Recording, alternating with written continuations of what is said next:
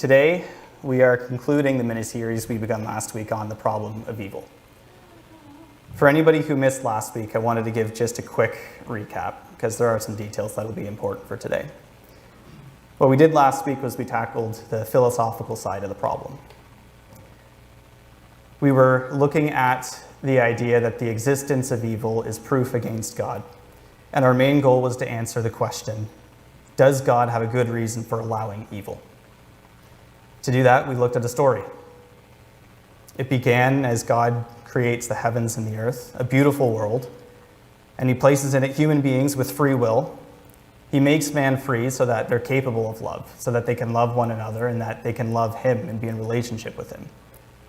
But man misuses his free will, and thus beckons in all kinds of evil and suffering as man and creation are separated from the love and mercies of God. Instead of abandoning his estranged children, he works for their redemption. God uses the evils in the world to teach them and thus draw them closer to him. And eventually he removes the barrier of sin that lays between man and God by coming down to earth, by dying for their redemption, and by rising again, defeating evil and death. He does this so that man might turn their will back towards God, and that one day they might be reunited with him in paradise, where every evil experienced is transformed into beauty. That was the short version of our story. I think we concluded it was a rational one. It seemed logically feasible and at least internally consistent. But I left you on this, that perhaps it doesn't answer every question. Maybe it doesn't solve every evil. And thus I teased one final important question. Does the story of God with suffering make more sense than the story of suffering without God? Which of the two is the better story? That very large question is the goal of today's message, to answer it. And like last week, there's no better way to start than by understanding what exactly it is we're asking. And I think it'd be helpful for this to reframe the problem of evil, to restate it not in the form of an argument. And so, as I've done previous, we're going to start today with a story, a much shorter one this time, I promise. I want you all to imagine that you're sitting down with a close friend of yours. Your friend receives a phone call, and as they hang up, you immediately see their face sink. The color leaves their face, goes to a pale gray, and the light leaves their eyes. Because while on the phone, they just received the awful news that someone very close to them has been killed in a car accident. Their entire life has just been shattered now. Darkness has swallowed them whole. And you sit there watching, witnessing the cruel reality of evil play out in front of you. What do you do? What do you have to offer your friend as their world burns around them? Now, imagine that you're the one receiving this phone call, that it's your loved one who's been ripped away. What do you do? How do you continue on? What will give you hope in the face of despair? The point is this, that evil is a practical reality. That no matter which story you choose to believe in, the situation I described can and will happen to you. This story is the reality for many people today, and it will be the reality for them tomorrow and the day after that, and so on. The problem of evil is so much more than just a philosophical argument. It's a practical reality that plagues us. It's unmistakably and horrifyingly real. Everybody needs an answer then. Everybody needs some kind of framework for understanding the suffering that they will face in their life. This, I believe, is the heart of the issue. To move forward with answering it, we're going to need to consider what are the consequences of the truth of each story. If either one of them are true, what does that mean for our lives? Last week and this morning, I gave you a summary of what the story of God is and what it might mean for us. So today, I think it's necessary that we take a look at the story without God. This version of the story starts like this. The universe begins to exist. Or maybe it existed forever. See, the exact origin of the universe here isn't 100% settled. But for now, there's one simple fact that's relevant to us. That's that the universe happens to exist. There's no purpose for it. There's no divine reason. There is no creator. The existence of the universe is a simple brute fact. And the same can be said for our world. It exists because there's these things we call the laws of physics, and they act in a certain way. And one of those laws, called gravity, causes things to naturally move towards each other. Thus, we get galaxies and solar systems and planets and moons. And as for us, we're also the product of happenstance. Our planet happened to be one that allowed the possibility for life to begin, if certain circumstances were met, and eventually those circumstances are met, and life starts. Now, it starts very simple, but over time, it multiplies, and those with the traits best suited for survival end up winning the evolutionary war. And then life is guided forward based on what's best for survival. Over billions of years, this process continues, and eventually we find different species adapted to their environments. One of these species happens to develop very sophisticated brains capable of complex thought, and eventually one of its members stands in a building we call a church in a town we call Park Hill, boring many other of these members half to death with his long-winded stories. As for our future, there isn't a definitive answer, but many scientists predict that eventually we're all going to die, whether that be with the explosion of our sun or with the predicted heat death of the universe. The end. Well, that's the story. The basic details of it, at least. I'm sure many people would argue with me on the nitty-gritty of it. But now we ask the question. Let's assume for a moment it's true. What does that mean for us? And more importantly, how does it relate to our experiences of evil? And what does it offer to us in our suffering? Today, the answer to these questions rests on one particular aspect of the story. The fact that the world simply is what it is. And so it wasn't meant to be one way or another. This is incredibly important because this one aspect is going to completely dictate the legitimacy of all of our discussions about evil. Because every statement about evil is essentially a moral statement. And every moral statement is about what ought to be, not about what is. When we say lying or stealing or murder is wrong, what we're saying is that people ought not to do those things. When we witness sickness, natural disasters, decay, or death, and call these things evil, we're saying that these things ought not to be. But are any of these claims actually true? How do we justify them? When we say man ought not to steal, or that cancer shouldn't be something that exists, or that children should not be exploited, on what basis do we make these claims? If man, the world, and the universe exist by happenstance, not having been created to be a certain way or to fulfill a certain purpose, then we suddenly struggle to find an objective basis on which to call these things wrong. We lose all justification to say that man should be this way, not that way, or that the world should be this way, not that way. Whenever we call something evil, a critic might cleverly reply, "Says who?"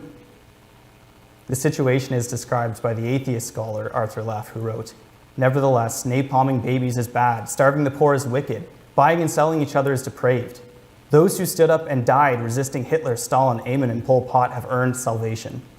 Those who acquiesced deserve to be damned. There is in the world such a thing as evil. Altogether now, says who?" And he ends with the words, "God help us." In this version of the story, the consequence is a world where we can no longer judge things as objectively good or bad. Good and evil have been erased. And this is actually far from being a controversial statement. It's actually extremely well documented. The atheist philosopher Nietzsche says that there are altogether no moral facts. Moral judgments agree with religious ones in believing in realities which are no realities. Morality is merely an interpretation of certain phenomenon, more precisely, a misinterpretation. This is the consequence. We might say that something is wrong, but we can only mean that we happen not to like it very much. And thus, every moral statement is essentially one of preferences. There is no objective authority to appeal to. We can say we prefer one thing over another. We can even say that something's illegal, but we can't say that it's inherently wrong.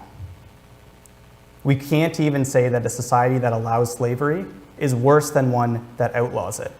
We can only say that their legal systems are different. And when all moral statements are made subjective, every experience of suffering is then trivialized. If we're robbed or deceived or beaten or mocked or oppressed or betrayed, we're not sinned against. These acts aren't the breaking of a transcendent law. They're no more than a personal inconvenience. If we watch the news and see hundreds dead from tsunamis or tornadoes, or when we hear of or witness sick children or the elderly wasting away from degenerative disease, no longer can we justify our distress as a reaction to some kind of real deficiency or rot in the world. It's simply nature working itself out. Without God, the cry of every broken heart is reduced to the whining of a child. Like when they get mad, they got chocolate, not vanilla. This is the consequence of a world without God. It's a world where nothing can truly be called evil. And so I ask you, does this seem consistent with reality? Is this what we really experience when we suffer? Are we really only claiming that what we are going through is not what we would personally prefer in the moment? Of course not. Pastor Gavin Ortland writes that we should think about those who steal from the vulnerable, who torture without compassion, who abduct and harm children. Almost no one can accept that such atrocities are objectionable only in the same way bad art is objectionable. The cry of the broken heart is not claiming subjectivity. Our experiences of evil feel objective. They feel real, beyond what anybody could possibly say about them. Our cries and sorrow scream that this isn't right, that this is not how things are supposed to be, and if you think otherwise, then you've lost your humanity. When we suffer, our distress is compulsive. It doesn't feel like we could or should react any other way than with disgust.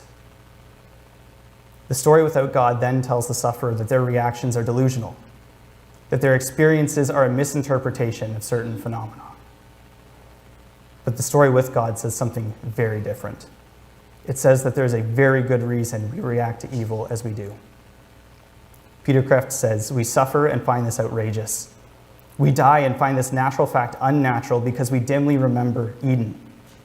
We are orphan children, separated lovers, disinherited princes, homeless wanderers.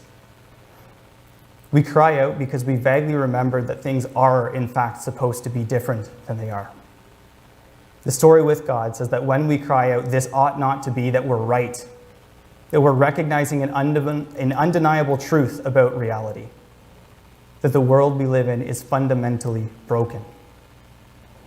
In this story, evil is in fact not evidence against God. It's evidence for him, because it screams that there's something wrong, that things aren't as they're supposed to be, and if this is true, it must mean that things were meant to be different. So which story makes better sense out of our suffering then? In the story without God, the world simply is as it is. There is no way it was intended to be, and nothing can be called evil. But the story with God says that the world was supposed to be different, that at one time it was indeed different. It supports the claims that things ought not to be this way. And so, there are many, many things that should rightly be identified as evil. Which story seems right in the face of our experiences? Which one better aligns with our actual suffering? I encourage you to think about that and to consider it. But our conversation doesn't have to end there, because the story we are looking at is not any arbitrary story that contains God. It's the Christian story. And the Christian story has a lot more to offer us. It offers us more than just the identification of evil. even more than an ultimate solution to evil as we looked at last week. No, it gives us a God who actually understands our pain. Think about what the incarnation of God actually means. If God enters into our broken world in the flesh, then he too experiences the consequences of a fallen world. He too suffered, just like us. Jesus had over 30 years to experience suffering. He knows what it feels like to be hungry and tired. He likely suffered hundreds of scrapes and bruises or torn muscles or sore joints. He knows what intense anxiety feels like. Think of his prayers in the garden, where his sweat was like drops of blood. And of course, he knows what intense physical pain feels like, because he was crucified. You know, this death was designed to be as humiliating and as painful as possible. He took 39 plus 1 lashings with a whip that was designed with pain in mind.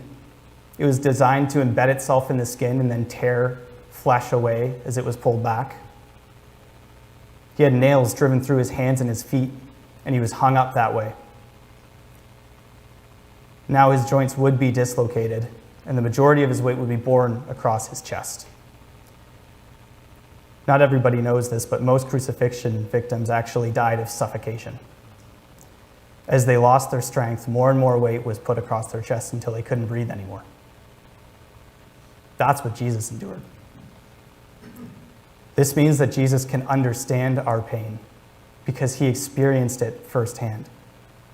He suffered pain so bad that we can hardly imagine it. And everything he suffered there was meant to be ours.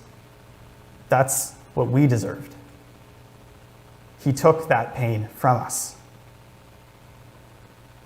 God shows his love for us in this, that while we were still sinners, Christ died for us, Romans says.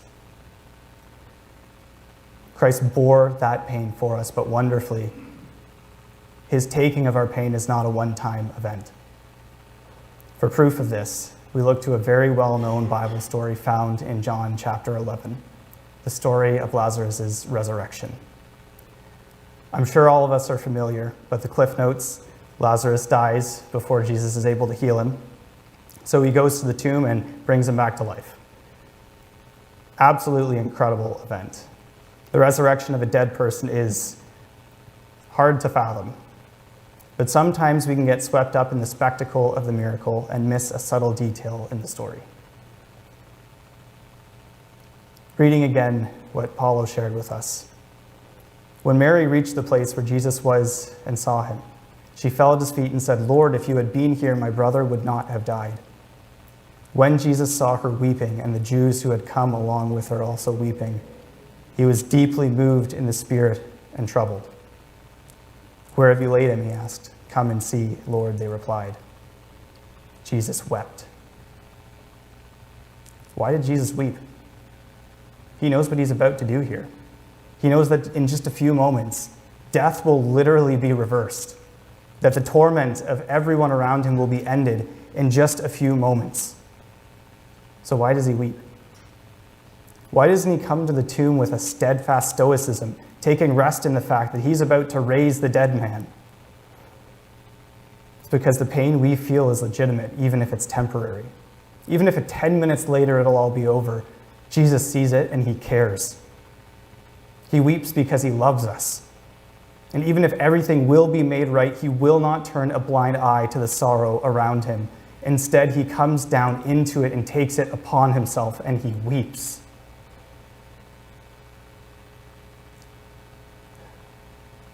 If he's going to weep for those whose pain will be ended in just a few moments, how much more will he weep for us when there's no end in sight? Romans 8:38 and 39 tells us that nothing can separate us from the love of God, not heights or depths or angels or demons, so certainly not our suffering.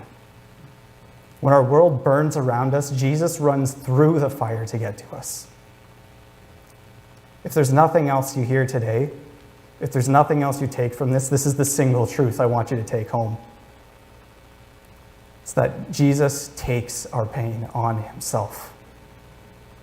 In 1 Peter 5, We're told that we can cast all of our anxieties on him because he cares for us. Christ's offer to take our pain is for now. It's for the crisis today. It's not limited to just the cross. He offers to take every hurt we feel upon himself and to weep with us. There's never then a time that we need to suffer alone. Our God loves us so much that he will carry our burdens on his own back just to help lighten the load. When we suffer, Jesus is ready to meet us where we are, wherever we are. If we are broken, then he's going to be broken with us. This is the love of God in action, that he's willing to hurt with us. What more can be said than that it's wonderful that we worship the God who weeps? And in this context, that opening story, those questions we asked, what do you do in the face of evil? What do you offer those who are stricken with grief? We find an answer. See, so often we take it upon ourselves to try to fix things, to try to cheer people up, to explain it away, to try to solve grief. But this does not follow the example of our Lord. Because there's no better offering to the broken heart than the tears of love. As Romans 12 says, mourn with those who mourn. If we wish to call ourselves Christians, we must follow the example of Christ.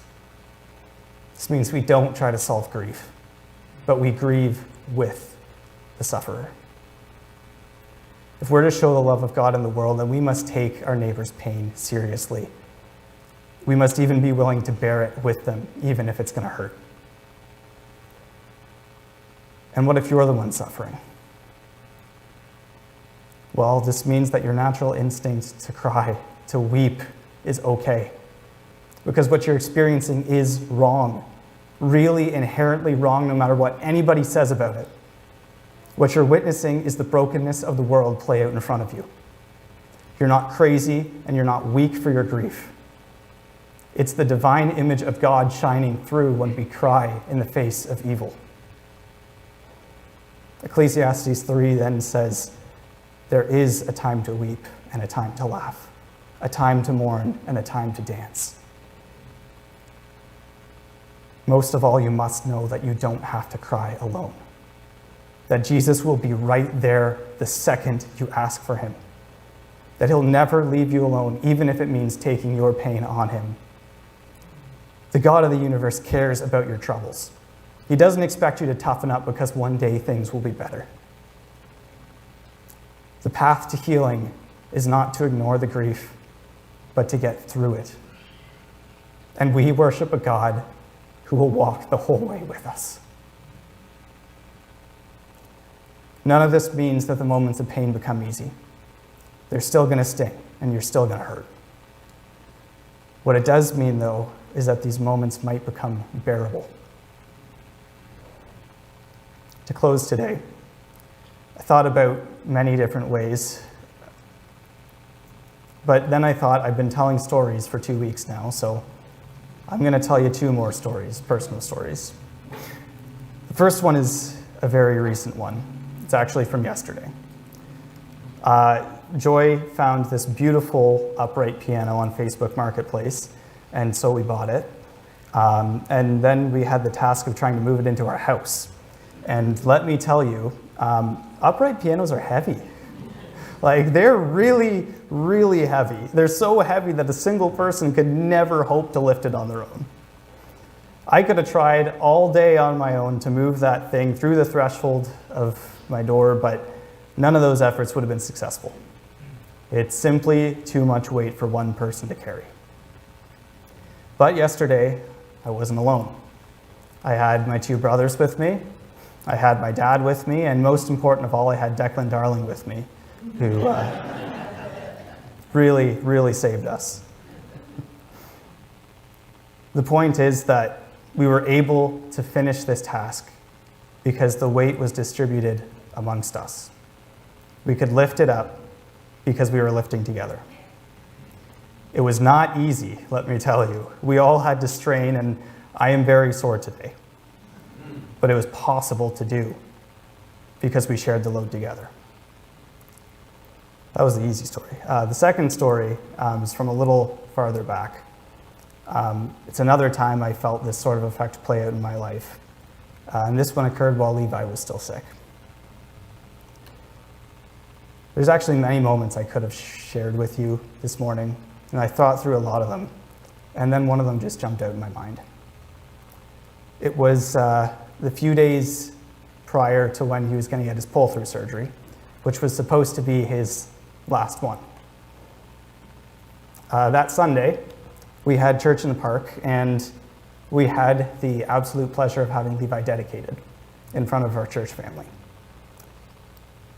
I still remember that day because, man, that thing was packed. So many family and friends came out to support us. And we stood at the front of that pavilion, and the elders surrounded us, and they put their hands on us, and they prayed. And something neat happened in that moment. There's a gust of wind that came up behind us. And Joy and I talked about it later, and we're like, yeah, it really felt like God's presence was there right in that moment as that warm air blew up from behind us. And so we felt pretty good going forward. We felt pretty confident about how things were going to turn out. So the surgery came and it went, and everything looked good until it didn't. The morning we brought him home, he started crying. And he pretty much didn't stop through the entire day and through the night. No, something was obviously wrong, and so we were back in the hospital. And a few days later, they found another leak in his bowels. Second time now. And another emergency surgery was now needed. And we asked ourselves the question, what happened then that Sunday? Was God actually with us? Because if he was, why didn't it work? Or did we just dream it up? Were we misinterpreting natural phenomenon, as some grumpy old philosophers would say? Well, if God's existence necessitates that he fixes all of our problems, then the failed surgery would be proof that all we felt that day was misplaced optimism. But what if that's not true? What if God could have a good reason for letting us suffer? If this is true, then what it means for God to be with us could be totally different than what we think. It could mean that God being with us doesn't mean we're protected from all pains, but that in all pains, he's with us. That we're not ever abandoned, that we're never alone. What if it's true that on that day, God was with us? That he was giving us the comfort and the assurance we needed to know that we could get through what was coming. That's the conclusion I came to. And if God loves us so much that he's willing to take our pain on himself, to be broken with us and to weep with us, then we can absolutely hope that his plans for our ultimate restoration are real. So which story are you going to believe? The one with God or the one without him? I can't make that decision for you, but I hope, at least over these past 2 weeks, I've helped make things just a little bit more clear. As for me, I always choose the stories where the hero wins, where good triumphs over evil, where even in our deepest despair, we might still find hope for a happy ending yet to come. Because those are the better stories.